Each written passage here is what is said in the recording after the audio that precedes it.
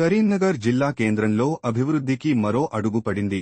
64వ division పరిధిలోని మహాత్మా జ్యోతిబాపూలే మైదానం సమీపంలో ఎన్నాళ్లుగానో ప్రజలు ఎదురుచూస్తున్న సీసీ రోడ్డు నిర్మాణానికి నేడు ఘనంగా భూమి పూజ కార్యక్రమం జరిగింది.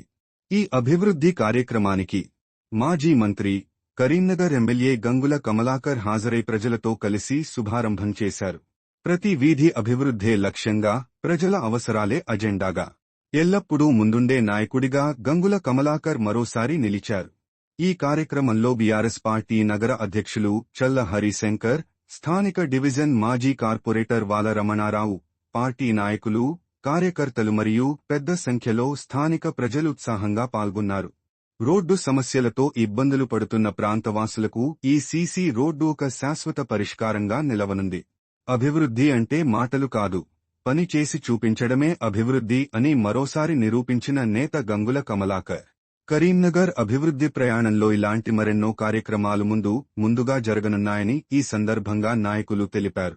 ప్రజల విశ్వాసం, నాయకుడి బాధ్యత, అభివృద్ధే లక్ష్యం. ఇదే కరీంనగర్ కొత్త దిశ. ఇదే ప్రజల కోసం పనిచేసే నాయకత్వం.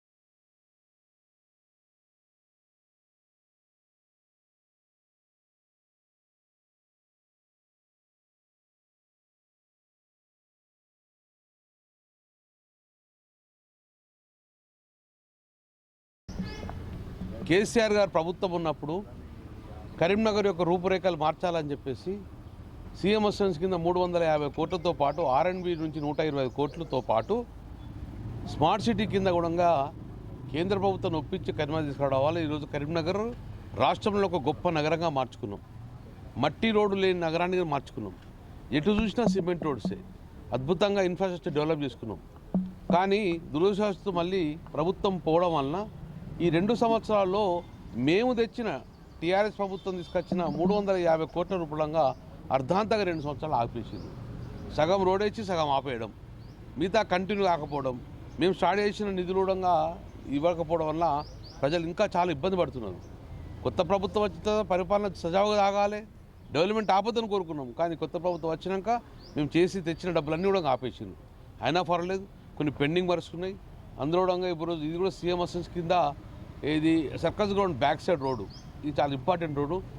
అప్పుడు మేము శాంక్షన్ చేసినాం. కానీ ఇవ్వకపోతే మళ్ళీ జనరల్ ఫండ్ కింద ఈరోజు 20 lakhs తోటి వర్క్ స్టార్ట్ చేసుకున్నాం.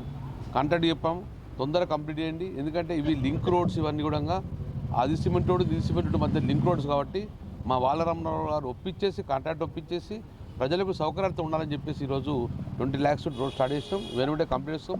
నేను ప్రభుత్వాన్ని డిమాండ్ చేస్తున్నా, అటు కేంద్రంలో ఉన్న బీజేపీ ప్రభుత్వాన్ని, రాష్ట్రంలో ఉన్న కాంగ్రెస్ ప్రభుత్వం, ఈ ఇద్దరు ప్రభుత్వాలుగా మీరు ఏం చేస్తున్నారు? అసలు మీరు తెచ్చిన నిధులు కంటిన్యూ చేస్తలేరు, మీరు రూపాయలు ఇస్తలేరు. మీరు రేకున్నా పర్లేదు, మీరు తెచ్చినైనా నడిపివని చెప్పేసి మనం డిమాండ్ అవుతున్నాం. 2 ప్రభుత్వాలు కూడా పలుకొని ఈ కరీంనగర్ నగరాన్ని మళ్ళా అంధకారం తెచ్చే ప్రభుత్వం చేసే పరిస్థితి. మేము తెచ్చిన డబ్బులను వెనువెంటనే స్టార్ట్ చేయాలని చెప్పేసి మా ప్రధాన డిమాండ్ చేస్తున్నాం.